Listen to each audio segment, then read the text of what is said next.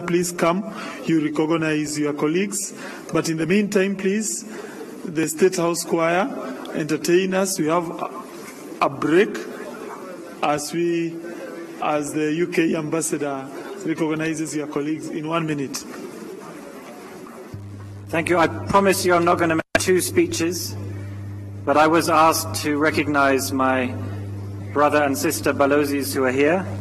So let me recognize Ralph Heckner, the Ambassador of Switzerland, Her Excellency Dr. Hazara Chana, the Tanzanian High Commissioner, Mette Knudsen, the Danish Ambassador. Let me recognize Ellen Ronlier, the Norwegian Ambassador, Michael Hjelmaker, the Deputy Head of Mission from Sweden, Kadri Human Ayal, the Honorary Consul of Estonia, Mark Messick, who runs USAID, and Karen Fueg, who runs UN Women. And let there now be singing. Thank you very much.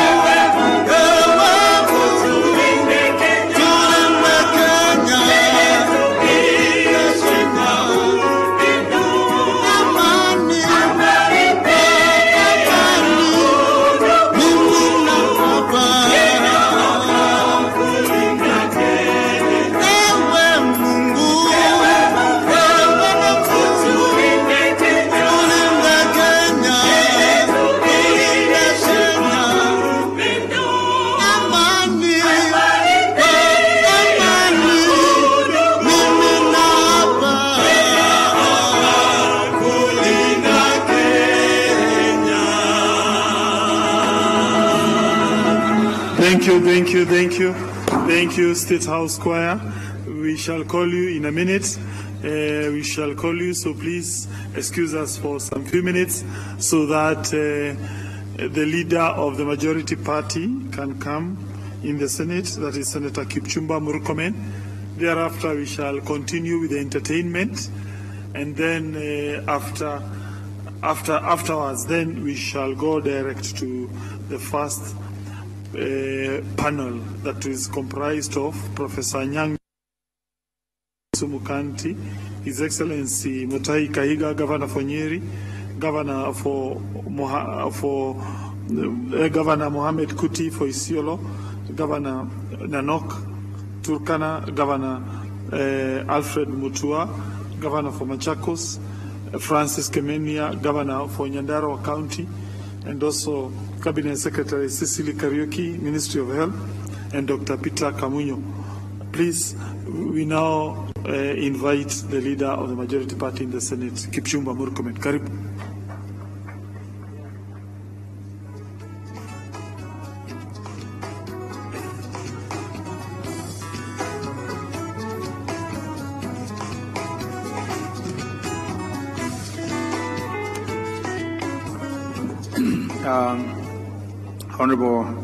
Right Honorable Ken Lusaka, the Speaker of the Senate, the Cabinet Secretary of Devolution, Eugene Wamalwa, and other Cabinet Secretaries, the Chairman of Council of Governors, and Governors present, my colleagues, the Senators, members of the County Assembly, distinguished delegates, good morning. Mine is very few remarks. My able colleague and senior counsel, James Orengo, has enumerated some of the things we are doing in the Senate and ably represented what we actually are doing in the Senate. First of all, I want to thank the organizers of this very important function, both from the Senate Council of Governors, National Government, and the County Government County Assembly Forum for a job well done. As you very well know, and I realize nobody wants to talk about it, the conference started yesterday with a football match between the Senate and the County Council of Governors. And I want to congratulate the Council of Governors for putting up a spirited fight and for the great improvement for the last 1 year. Particularly for you to draw the Senate in the regular time of the match, that was amazing improvement. And I think for the first time, there was a serious governor was playing, the governor of Tana River. And I think his assignment, he was told he should break the captain of the Senate, which is yours truly. And he almost finished me with military precision. But it was a very good match. And then I want to really congratulate also the County Assembly Forum for bullying the Senate outside the field. But once we were in the field, there was no show, and thankfully the Senate beat them 4-0. So County Assembly Forum, being very young men should have actually worked harder, and we are challenging the effort. Very happy as Senate, because that is a show of the spirit that should be there insofar as devolution is concerned. It's about team building. There could be competition, but the competition between the county assemblies, the Senate, and the county governments, and the county executive should be competition as to who does better for the people of Kenya. And as we showed yesterday in the field, it's not just about, it's also competing to participate in that process of building our country, but even more importantly, working together as a team. And as we said last year, there's been great improvement insofar as teamwork between the national government, county government, and the Senate with county governments. Permit me to say just a few things. yesterday, the 4th of March, we had an elections.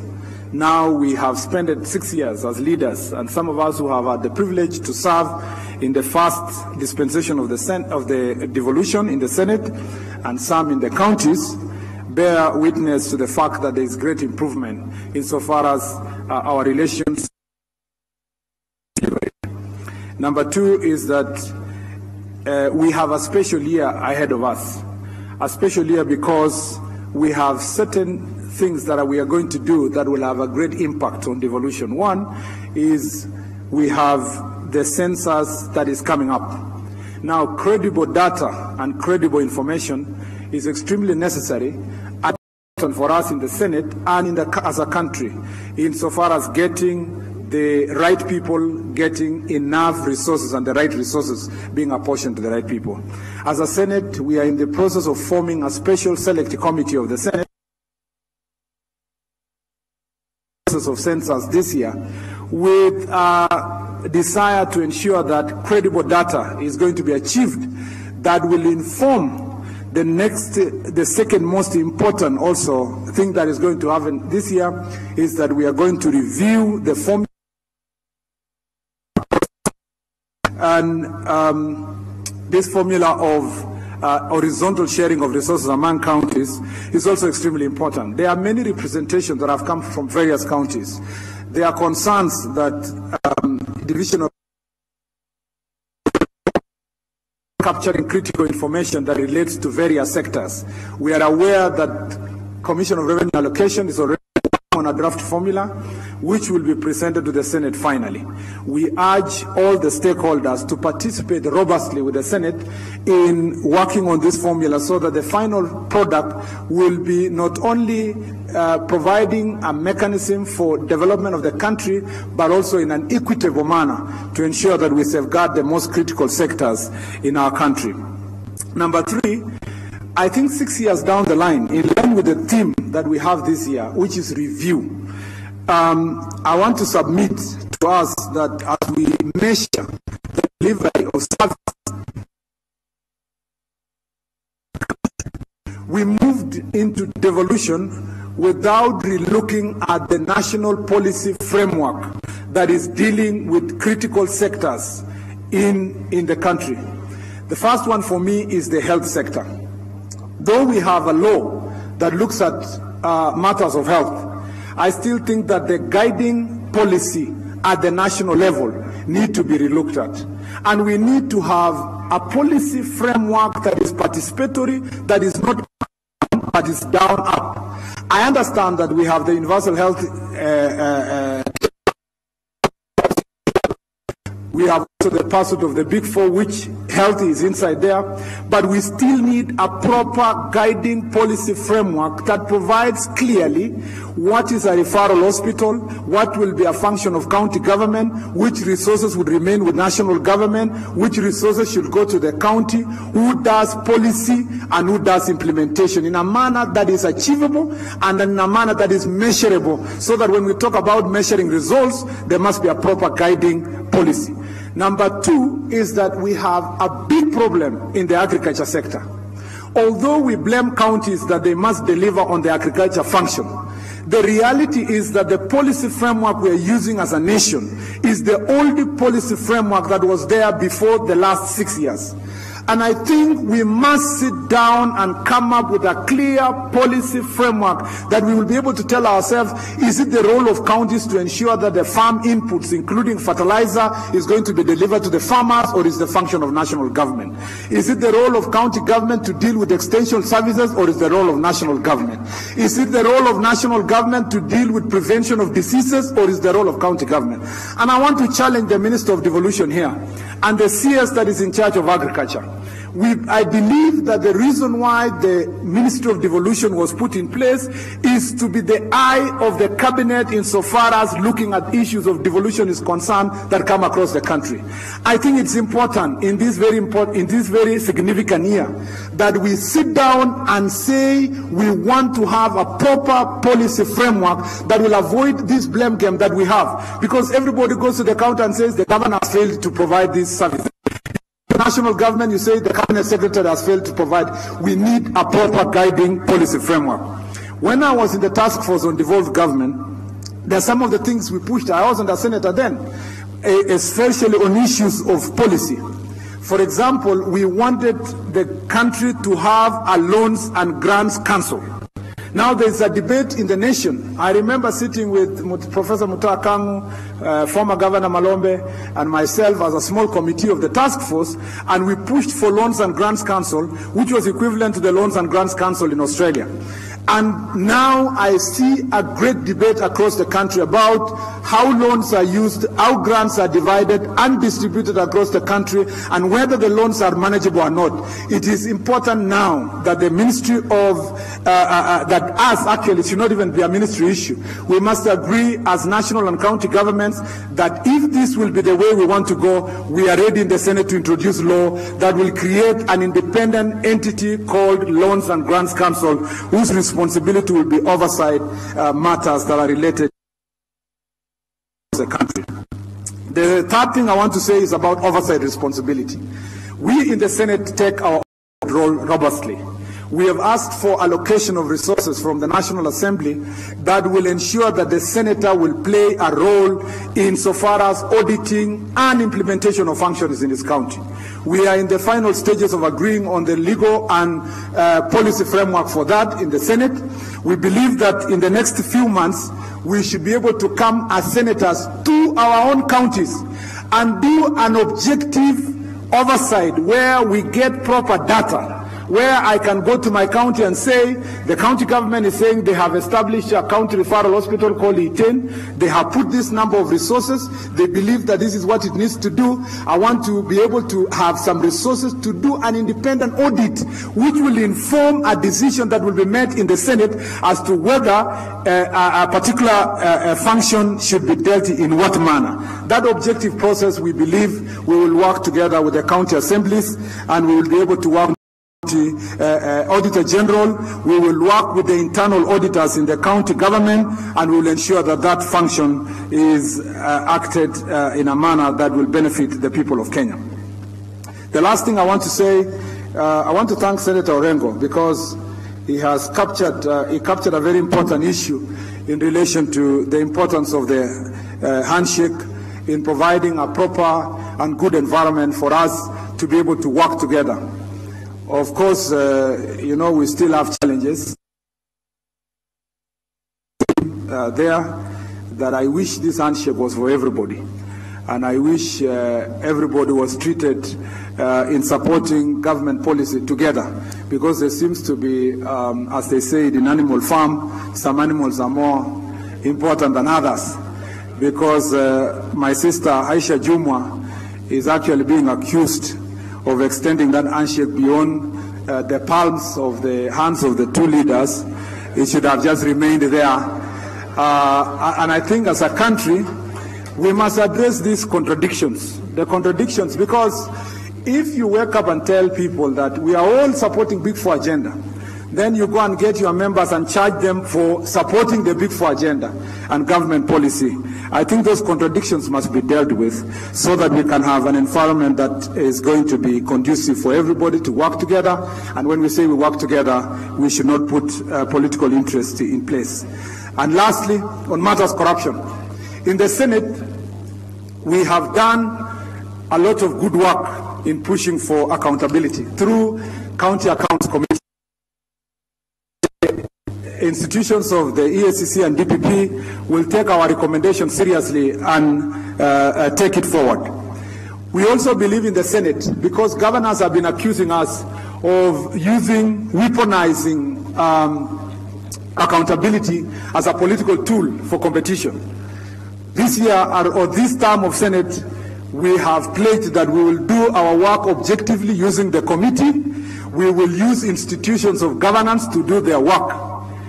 Senator Orengo talks about, and Justice Ouko raised very important issues, that we must fight corruption based on the law, and we must fight corruption based on the evidence.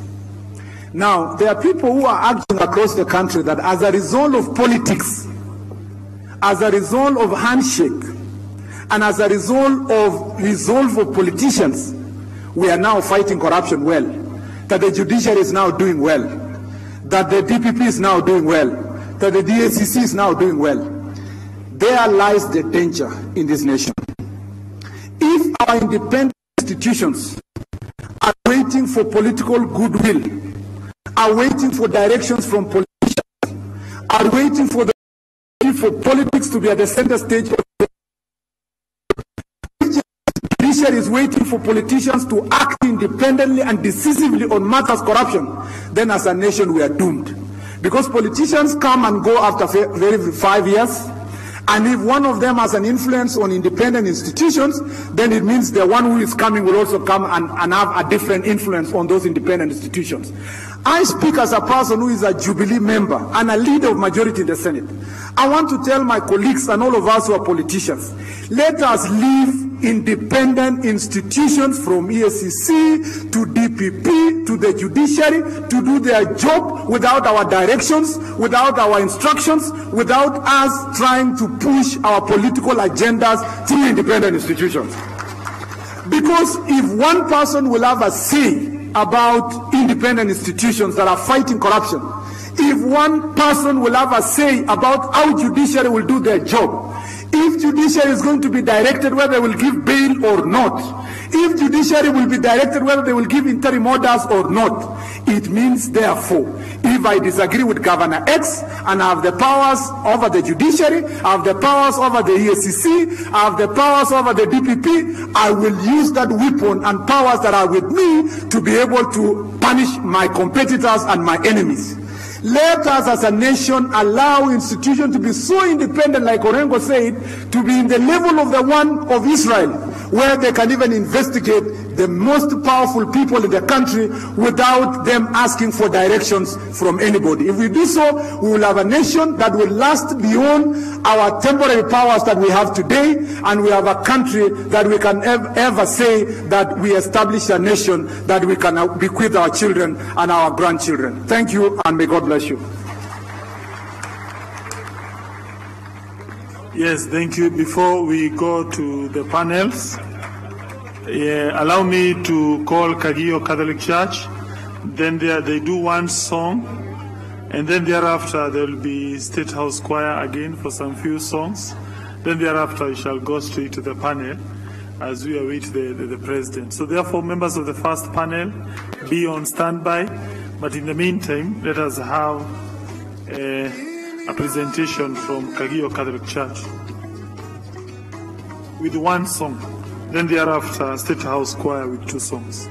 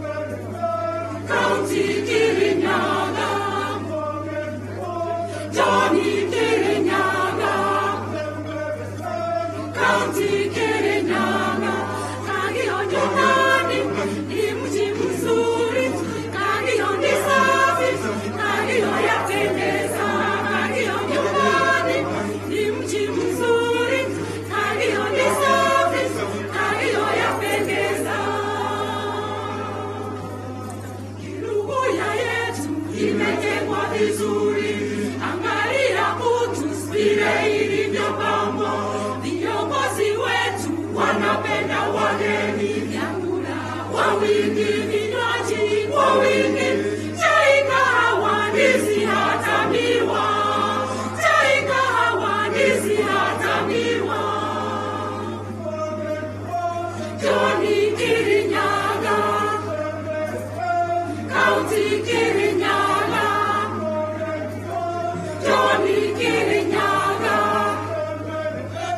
County Kirinyaga, Sarana Yogani, Dimuchi Missouri, Sarana Hisabi, Sarana Yapenesa, Sarana Yogani, Dimuchi Missouri, Sarana Hisabi, Sarana Yapenesa,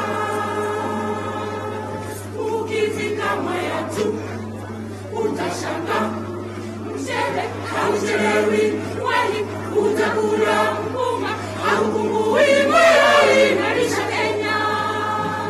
Ukifika Mwea tu, utashanga, mchele, hauchelewi, wali, utakula mpunga, haukungui Mwea inarisha Kenya. Johnny Kirinyaga, County Kirinyaga, Johnny Kirinyaga, County Kirinyaga, Nakumo nyumbani, ni mji mzuri, Nakumo ni safi, Nakumo yapendeza, Nakumo nyumbani, ni mji mzuri, Nakumo ni safi, Nakumo yapendeza.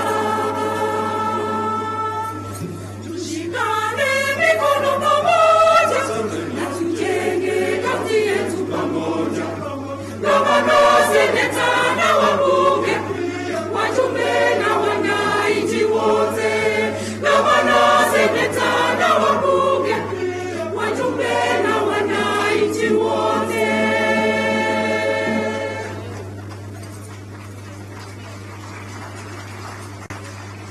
Yes, thank you, thank you. Allow me to recognize the choir from Kagio Catholic Church. Thank you for that good presentation. In the meantime, Honorable Jonas Mlolwa, MP for Voi. Thank you. I think I'd recognized you. So we now go straight to the next panel before the next presentation by the State House Choir. Please, Professor Karibu, Professor Kamar, and also the various governors come, for we go straight to the next panel. So please, Professor Kamar, and also the various governors who are supposed to be in that panel, let me call them again. Honorable Anyang' Nyong'o, Governor Mutahi Kahiga, Governor Mohammed. Yes, do that. So we're going to go straight to the panel that's supposed to be between 2 and 3. And the panel is moderated by Professor Kamar, is right here. We'll have the Governor of Kisumu County, Honorable Professor Anyang' Nyong'o, Governor of Nyeri County, Governor Mutahi Kahiga, Governor, the Chair of the Council of Governors Health Committee, Governor Mohammed Kuti. We'll have Governor of Turkana County, Honorable Josephat Nanok, Governor of Machakos County, Governor Dr. Alfred Mutua, Governor of Nyandarua County, Francis Kimemia, Governor of Nyandarua, the Cabinet Secretary, Ministry of Health, Mrs. Cicely Kariuki, and Dr. Peter Kamunyo, the Chief Executive Officer, MedSource Group. I think we've seen from the morning that devolution is benefiting people, that it is improving people's lives, that regional economic blocks is the way to go. The speakers have also underscored some challenges that we are going through, but those are not insurmountable challenges. They are challenges that are teething problems, if you will, revenue sharing, national policy that is devolution-centered. So we are now going to the first panel that's looking at devolution objective. And I'd like to welcome Professor Kamal to take that up.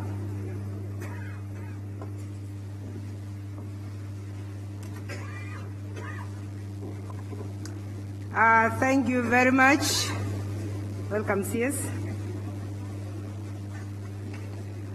All protocol observed, we are now into sub-theme 1 of the Big Four agenda, and we are going to listen to practical county experiences from the governors who are here, and I hope that time will allow that the governors who are not here can be able to give us their own practical experiences in the implementation of the Big Four agenda. The objective of this session is to assess the progress of implementation in the last 1 year in the case of health.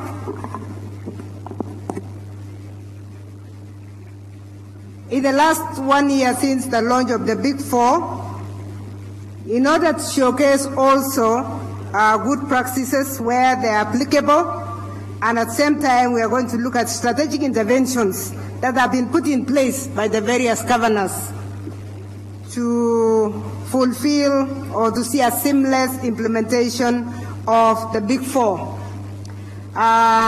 You have been told about the panel members who are here. I don't want to spend time introducing them because you already know them. So I would like to straight away call on three governors to answer one question so that we know the variability from county to county. I'm going to call on the governor of Kisumu, the governor Governor Professor Anyang' Nyong'o, and then the governor of Nyeri, the governor Mutai Kahiga, and the chair of health, who is also governor of Isiolo, Governor Mohamed Kuti. I know I'll be calling on Governor Mutua later to answer on the issue of affordable houses, but he will also have an opportunity to touch on health. The question I would like to pose to the three governors is on health.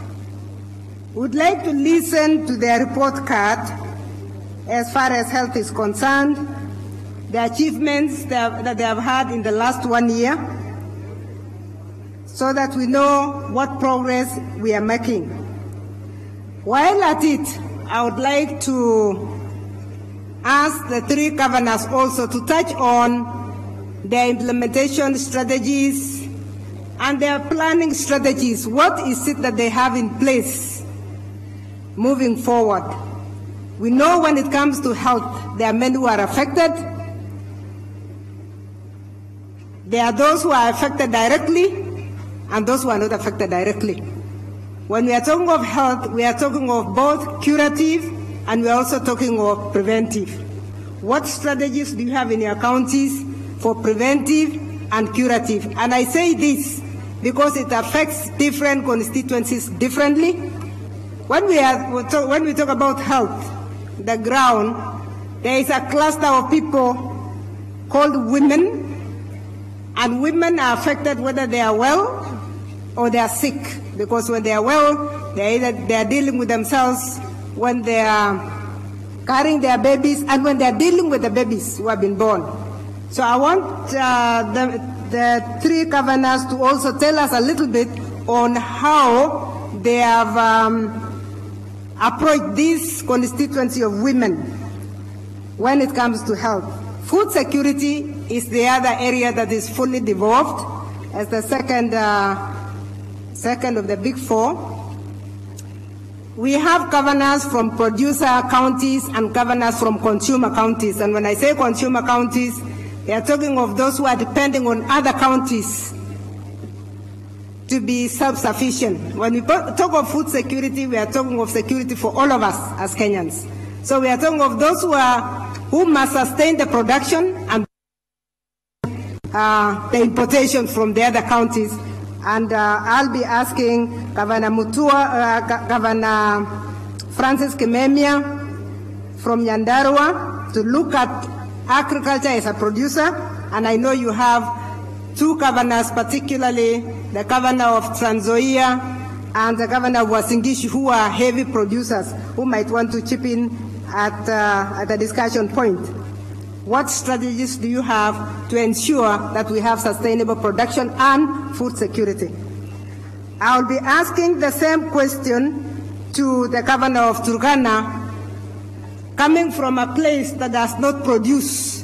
What strategies do you have, you and the northern Kenyan counties? What strategies do you have to ensure that it is not only the producers who have food security, but you also have food security? I also know that Nandi County has a different strategy, that food security is not quantity, but it's also quality. So we hope we'll get an intervention from the floor. That's why I would like to give you precisely 5 minutes so that we can be able to move to the floor to allow members to come in. Again, agriculture is an area that touches on different people differently. When you talk of sustainability of food production, you cannot leave out women and youth, because 75% of food production is done by youth and by women. Please comment on that one also. The other area is the area of manufacturing and production and trade. Manufacturing has a lot to do with the human resource at the county level, and we are aware that we have been talking of vocational training centers as devolved, but we also have technical training institutes that are doing capacity building. What are the strategies in that area? I will be asking Governor Mutua to touch on that in relation to affordable housing, and also any of the other members can touch on that. What strategies do our governors actually have in that area? So without much ado, may I invite the first speaker, 5 minutes, Your Excellency Governor Professor Anyang' Nyong'o.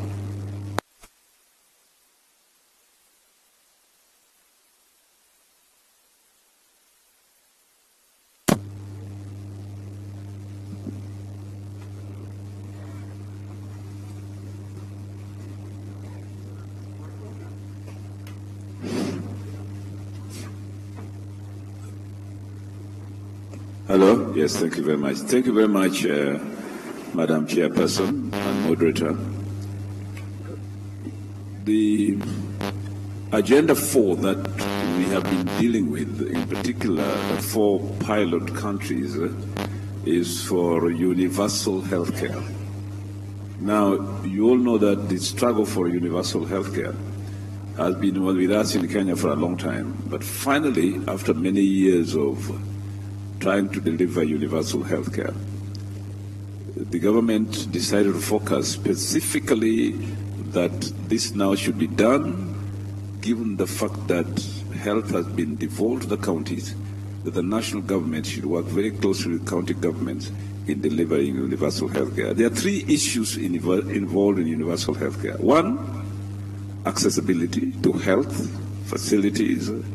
2, affordability of this health care delivered to the people. And finally, sustainability.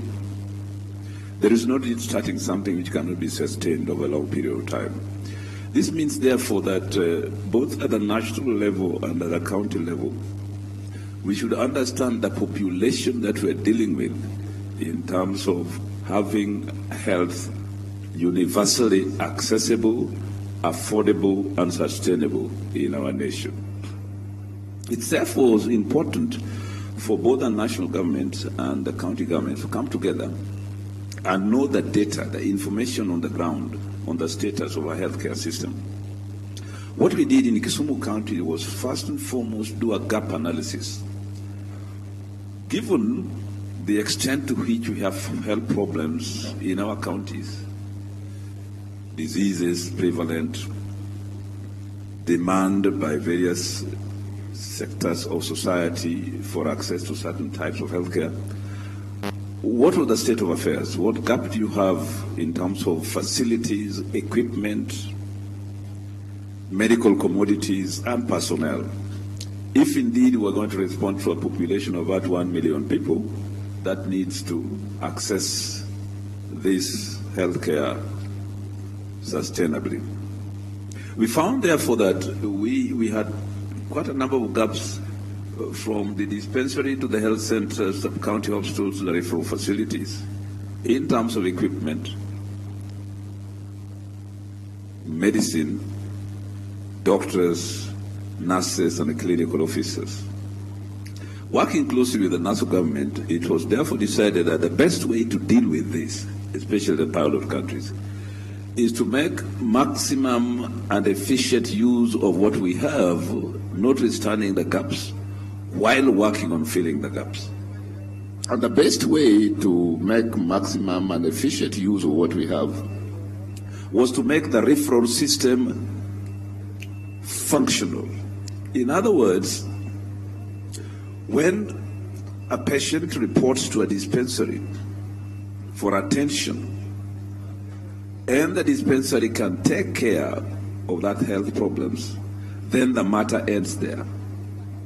But should a patient want to be referred to a higher health facilities where there are more specialists and perhaps more equipment, better equipment for both diagnosis and cure, then the patient is referred upwards.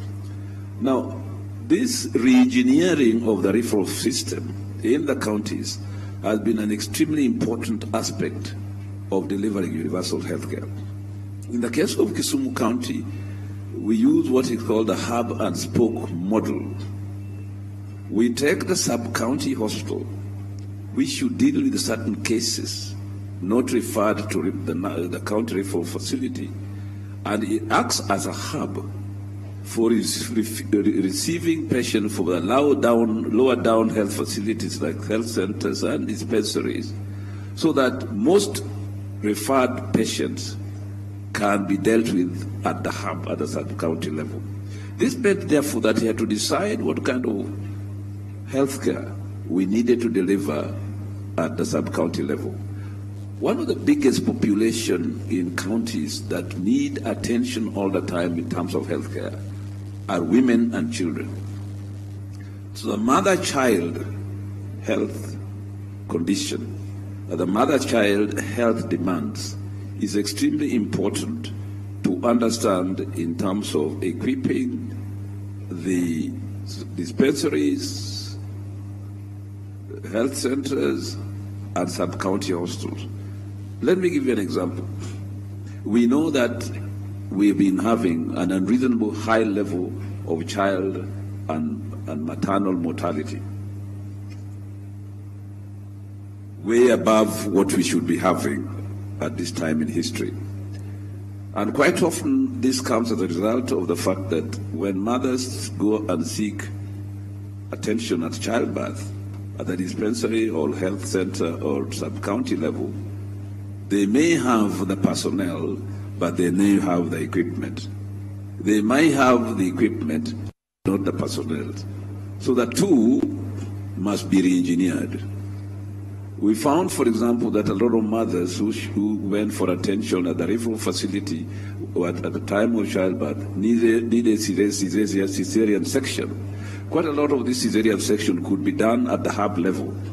But because we didn't have the theaters and the equipment and so on, it was not being done. That was one of the things that we had to re-engineer. And we did, just about 3 weeks ago, have our first cesarean section at the sub-county hospital in 2 of our hospitals, meaning that we are reducing congestion and unnecessary reference to the county referral facility, which is Jaramogi Oginga Odinga Teaching and Referral Hospital. Along with this is re-engineering healthcare delivery at the village level, particularly preventive and public healthcare problems. For a long time in the whole health system, we have had people called voluntary health, community health volunteers.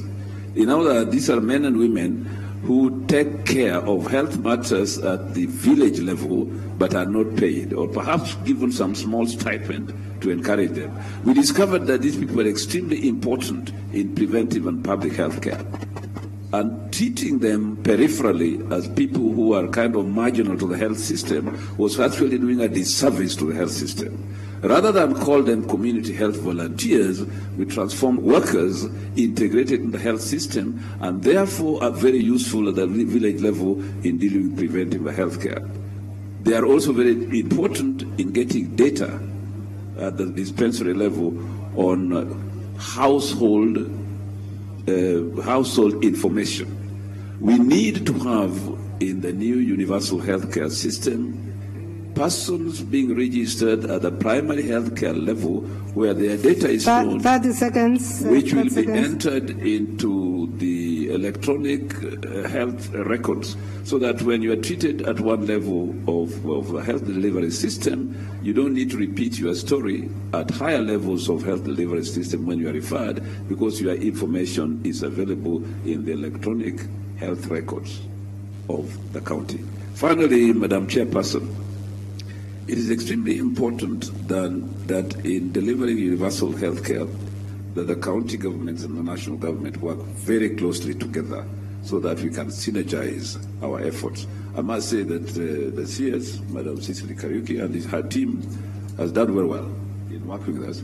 And I must congratulate my chairman of the Health Committee of the Council of Governors, my friend Kuti here, Governor of Siolo, and their Miss Deputy. I'm very happy about that. I'm not going to overthrow him for the good effort we have made to make sure that this universal health care is institutionalized and succeeds. Thank you very much. Thank you very much. Senator of Nyeri, Senator Mutai Gahika. Sorry, Governor of Nyeri. Apologies, Governor of Nyeri. Thank you, Mheshimiwa. 5 minutes, please. Thank you, Mheshimiwa. I would want to begin by saying that universal health coverage is working. And I think it will be the answer to many of our problems. One of the things we have realized, I'll talk about the lessons we have learned. It has been a journey working together with the Ministry of Health and ourselves. And we've really learned very important lessons. One, Nyeri was roped in because of NCDs, non-communicable diseases, and it is my opinion that we have to invest heavily in preventive care rather than curative. To this end, we have recruited about 2,550 community health volunteers, and we are in the process of equipping them with with the necessary machines to be able to test at the very grassroots, and also to educate our people. We have also learned that if Nyeri were a case in example, we really have very many Kenyans who are sick. Currently, our facilities are overflowing with patients. As late as yesterday, we did a visit to our referral hospital, which by yesterday, 5 o'clock, had seen about 1,100 patients from a standard of 400 every other day. So this one clearly tells us that out there are people who are suffering but cannot afford to go to hospital. So UHC must be made to succeed. And the only way we can do this is by investing heavily in it. I still think that government will not be able to provide UHC alone. We have to rope in the private sector and others so that we are able to address the gaps Professor has spoken about. Really, the systems we have, for example, I'll give Nyeri, has 123 facilities. But still, healthcare is not accessible. There are people who have to trek for miles before they can get help. So we really must work towards improving the infrastructure. We must increase our budgets. An example is we had to raise our budget from about 2.5 billion to 2.7 billion just to be able to accommodate UHC. We thank national government that they have also been able to bring in money, but UHC must be made to succeed. When we address personnel, because that is a glaring gap, we realize that we need more professionals. We will realize that in the lower levels, the majority of the people that are the personnel seeing our patients will be nurses and in most cases clinical officers. And until you get to level 4 and 5, that's the only place you get access to doctors. I think it is important that we ask ourselves how we address that gap. I would want to end by saying that UHC is working. We really appreciate that we have been able to see an influx in our patients. I'll give an example. About 3 weeks ago, we did hold a medical camp in one of our towns, and shockingly, 13,000 people turned up to be treated, to be screened. And those statistics tell us that, yes, there are people out there who are seeking medical care but cannot afford it. I think UHC is the answer, and all of us must be able to invest into it. Thank you, Governor. The next governor is Governor Mohamed Kuti, Governor of Isiolo. And I hope you can touch on the challenge of inclusivity. Inclusivity, I've talked about preventive healthcare, and I was hoping that we are able to bring out issues to do with women, although we'll be asking the CS also to touch on that. Thank you, Professor. I would like to start by referring to some statistics. Isiolo County was chosen among the 4 pilot counties because of, number one, represent the ASAL, one of the ASAL counties where populations are sparse and territories are vast. And I would like to just therefore give a few statistics which we as a county are grappling with, and what strategies we are using to reverse these statistics.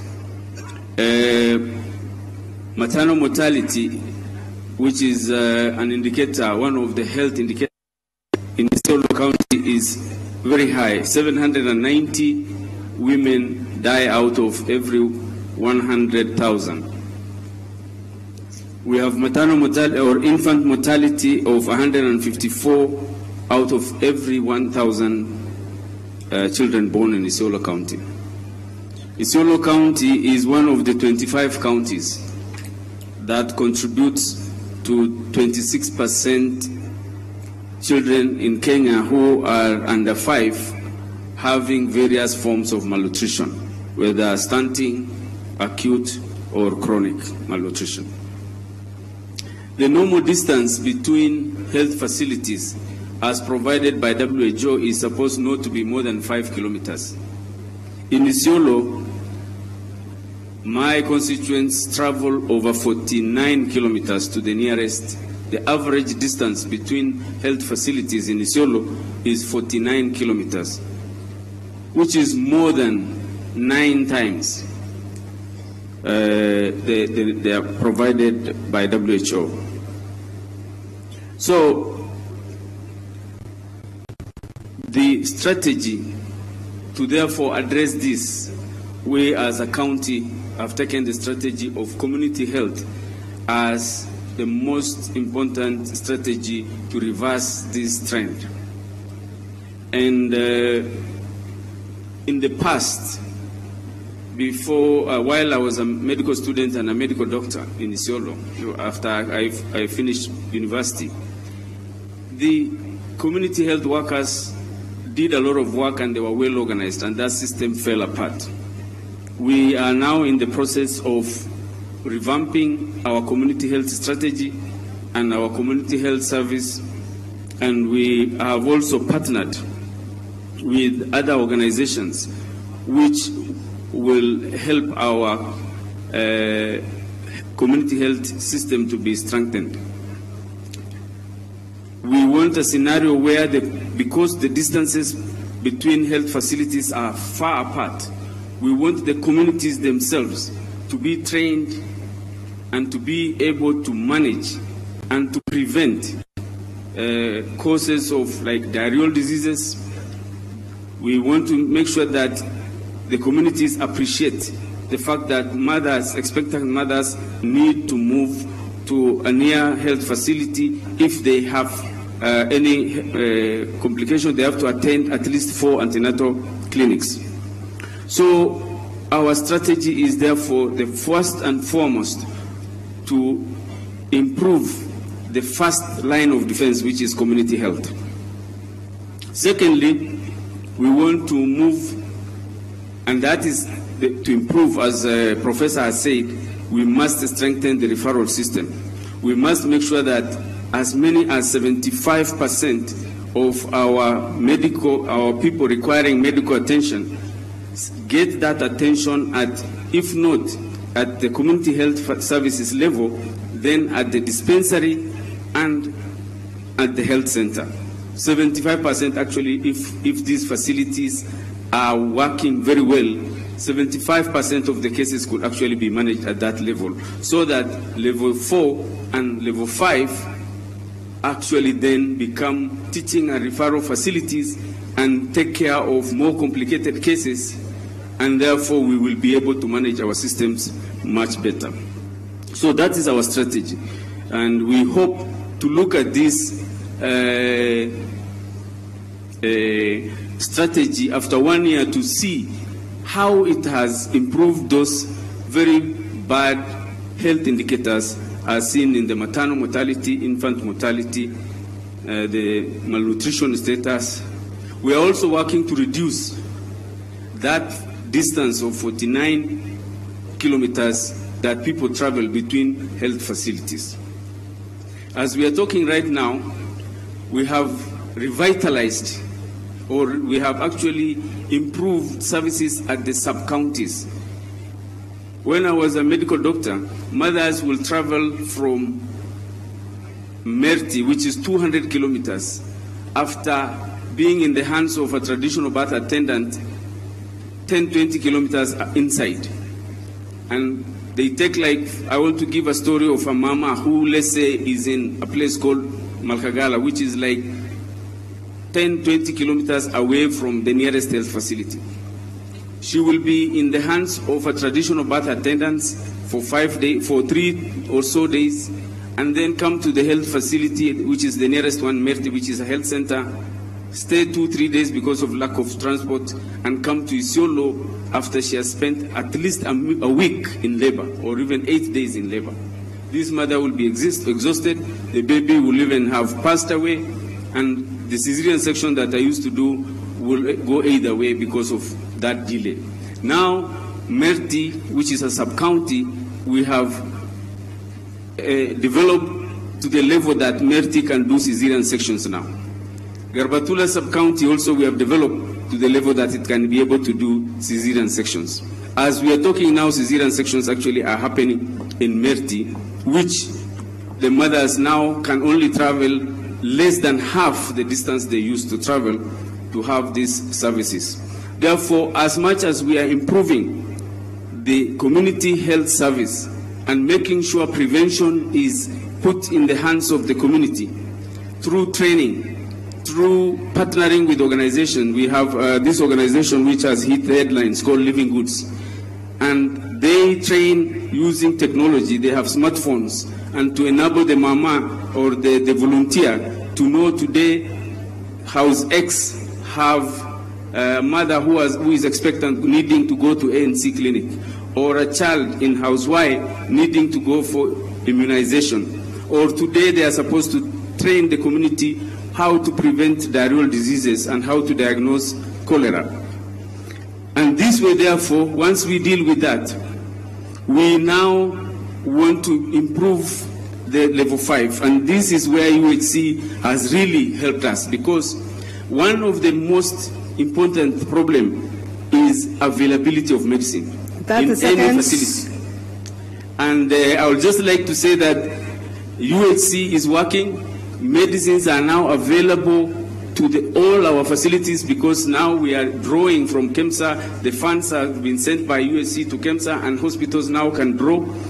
And we really also would like to appreciate, as the chair of COG, relationship and working relationship that we have had with the CS, that actually is turning around healthcare, and universal healthcare is working, one, because of the relationship that COG and the national government have changed from the acrimonious relationship to a good working relationship, and two, because now the availability of these commodities. But the challenge still remains with human resource for health, which is still a major challenge, and lab services, which I think we are working through, because KEMSA does not store in the past lab reagents, and also the fact that each facility is having different lab equipment and therefore requiring different lab reagents. We need to standardize.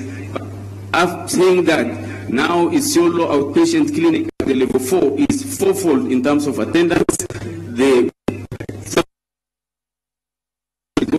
communities in Isiolo are now gaining confidence in public health service, which actually in the past people lived and was not hospital. Right now there is that reversal, there is demand, and we want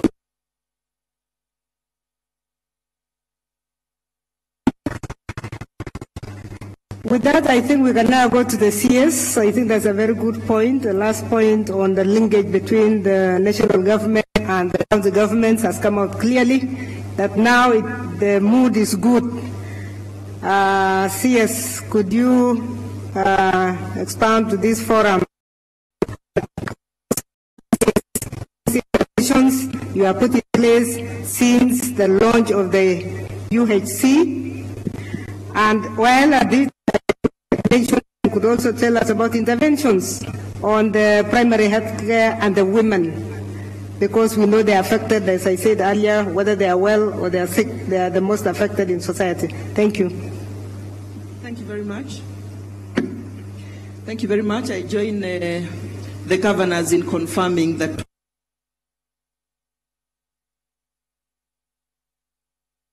as we were planning on the UHC journey and before the launch last December, we had intense consultations at the technical level with the county teams. We had intense consultations at the COG level, and we came up with an approach which was mutually negotiated.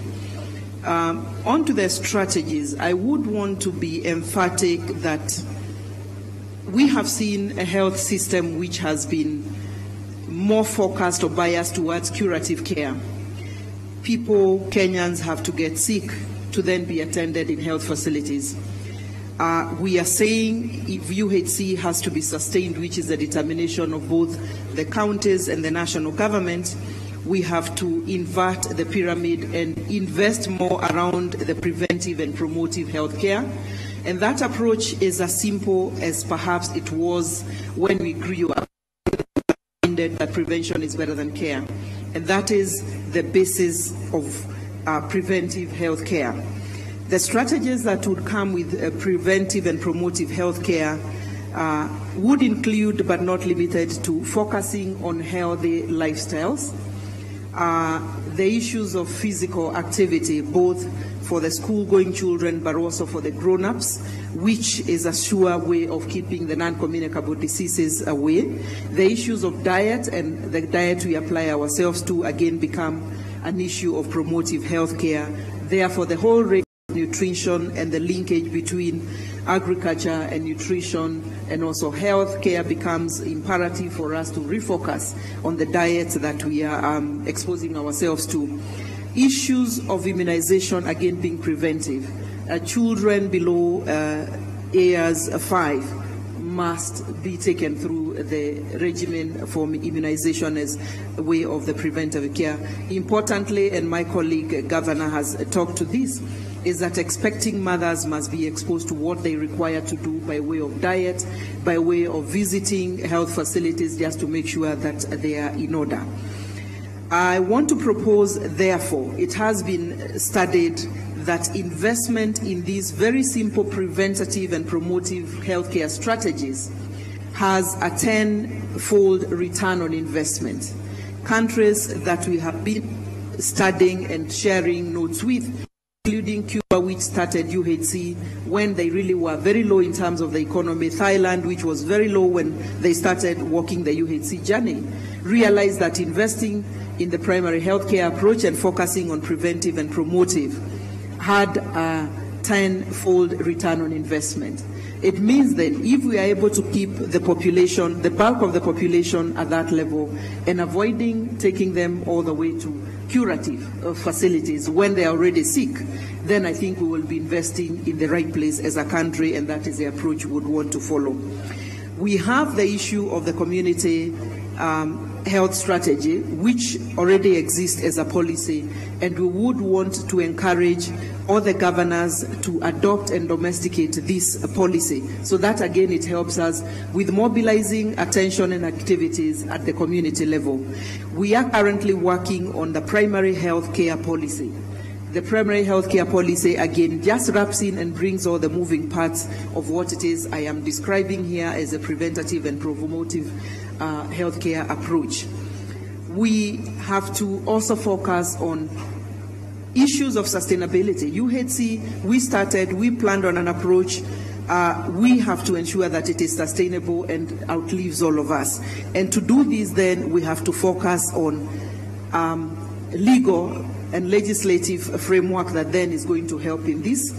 And in this, we are looking at reforms, including those that are going to touch the institutional mechanisms that are obtaining today with a bias towards curative healthcare. You asked me to speak about the most vulnerable here and the issue of equity, looking at mothers and children. And we are looking at having invested a national government in, say, a very targeted program called the Linda Mama, which in itself was a building block for UHC, where we have our mothers attending to clinics and also having deliveries in hospitals, and the government picking the bill as one of the foundational investment that was already made and has worked very well. We are also looking at issues of availing commodities for immunization, so that we ensure, again, a population called the children under 5 are fully immunized from birth all the way when they are 5 years, and we have ensured, again, as a strategy, that the commodities have been available. We are also working on issues of public health within that framework, focusing again at the domestic level, where we are ensuring issues such as stagnant waters, issues like bushes around the villages or even in the slum area, where, as you know, then is where you'll find most of our mamas, ensuring that we go back and make sure public health care and interventions related to public health care are also taken care of. And by so doing, Chairperson, I want to assume, and I want to actually support Senator Murkomen spoke to here. We have to have a legislative framework that helps us to ensure that UHC does not become as a fate, doesn't become as an intention that we have today as leadership, but one that is going to outlive all of us, and therefore speak to the development issues of this country, so that we move away from looking at health as an investment.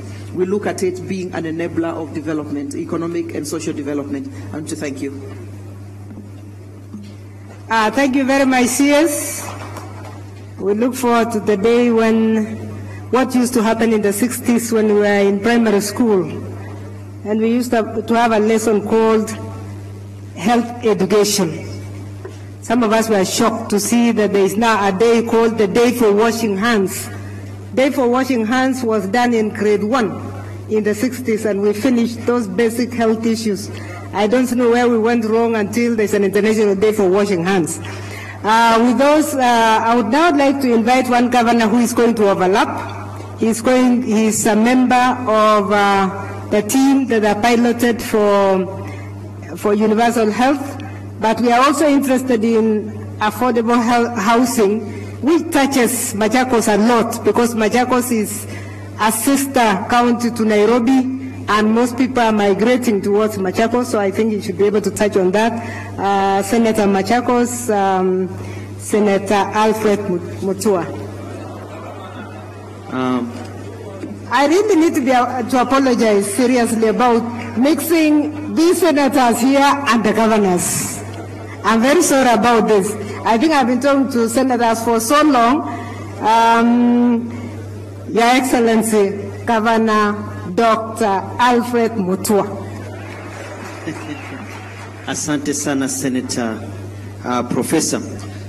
I just want to touch quickly on universal health care. I just have 4 quick points. And as one of the counties that is piloting the program, I'd like to say that universal health care is functioning. As Mheshimiwa Governor of Nyeri said, the hospitals are getting full, meaning that people used to stay at home.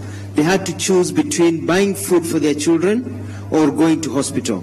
So universal health care is working, but it does not work in a vacuum. As has been pointed out by Professor and also by Kuti, we also have to develop the other surrounding environment to enable universal health care to function. We need to have good roads so that people can be able to get to hospital. We need to also have ambulances. You know, in Machakos we are lucky. We are able to buy about 8 ambulances, so we've got 1 per location that can get to patients much faster. And if we continue investing in healthcare and infrastructure, it will change the way Kenya moves, because we spend a lot of money treating people. I'd like to say, because I don't want to talk too much about healthcare, because I've got other topics, is that also I want to tell our senators and our members of parliament and MCAs that Kenya can afford universal health care. I believe that the cost of treating people is worth it. We're only getting barely 1 billion shillings each. I'm getting about 700 million. If we give each county just 1 billion shillings or 1.5 billion, that will only be about 50 billion in our national budget. When we think about the money that we hear is getting lost in dams and NYS and others, it's little compared to what we can do to save the lives of our people. So I'm a proponent for universal health care to be rolled out. It will not be perfect. It's just like a small child usually has a lot of diseases, but once it matures, it will be very good for our country. Now, touching up on housing, housing is key in enabling people to get better quality of life. And Machakos is lucky because we've got housing projects that are going on. But housing has also been a bit expensive. We are talking about cheap housing. You know, when you talk about cheap housing, to me, cheap housing is 1 million shillings and less. But I don't think the program that we have right now is 1 million shillings and less. I see Mheshimiwa Macharia here. Because a lot of our people are rural folk, and as the British High Commissioner, Nick Haley's talked about poverty. Our people are very poor. And we need to think about where we're putting our houses, because right now the program seems to be placing the houses in urban areas. Majority of our people are in the rural areas. What about the people in the rural areas? Do they have to migrate now to the big cities to live in decent houses? Or can we actually help them build houses? And one of the ways we can do that is basically using removing taxes in building material, cutting down the bureaucracy in terms of in the areas of construction, so that people can build cheaper houses for our people. Housing cannot just be housing, it has to also go with the other infrastructure development such as water. I was talking this morning to my fellow Governor Kirito Murungi about the projects that he's now undertaking in Meru. Digging the boreholes, he's digging about 100 boreholes and putting solar power. And I told him thank you very much, because he's copying Machakos, where we've done over 420 and put solar power. And because we realize if you just have houses and they don't have water, then it's a lose-lose situation. You also have to think about houses with proper water and also energy, electricity and others, so that they are connecting. And lastly, so that I can link to agriculture, if you have people living very well, they are being treated, but they are starving to death, then you are doing nothing. People also need to eat. And we also have to find mechanisms within the county governments of getting money pumped into agriculture. Some counties are doing very well. We are trying in the ASAL areas to actually provide food for our people. We are tired, Madam Gillis also always says in Kibwana, we are tired in Ukambani of being given food relief. We don't want food relief. We can afford to feed our people if we concentrate. And lastly, everything we are talking about will fall or succeed based on how we fight corruption. People are afraid to talk about it. I mean, I've listened to the talk from the UN Resident Coordinator to Nick Haley to Chief Justice's speech to Mheshimiwa Orengo, Murkomen. Everybody's talking about corruption. This is a sickness that is really affecting most of us. And I agree with Senator Orengo that we need to name and shame these corrupt people. And people do not need to panic. When you hear investigations are going on, do not panic. You know, I was shocked when I heard about it's only 7 billion, which is what I get as Machakos. You know, it's a lot of money. So let us not panic and let